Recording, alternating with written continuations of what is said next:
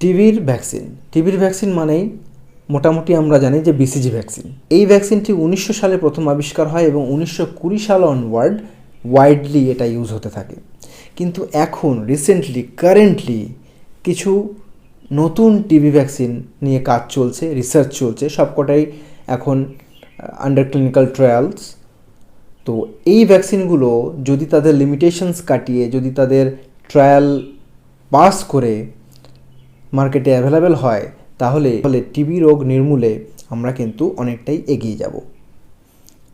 এবং এই সমস্ত কিছু ভ্যাকসিন, যেমন inactivated TB vaccine, live attenuated TB vaccine, recombinant BCG vaccine, subunit TB vaccine, DNA based TB vaccine, mRNA based TB vaccine, virus vector based TB vaccine, viral particle based TB vaccine, এবং এদের আরও অনেক গালভরা নাম রয়েছে, সেগুলো আমি আর আলোচনা করলাম না।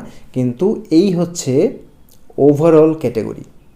তো সুতরাং এই ভ্যাকসিনগুলো যদি তাদের লিমিটেশনস কাটিয়ে ক্লিনিক্যাল ট্রায়াল পাস করে মার্কেটে অ্যাভেলেবেল হয়, তাহলে কিন্তু আমরা এন্ড টিবি স্ট্র্যাটেজি সাকসেসফুল করতে পারবো।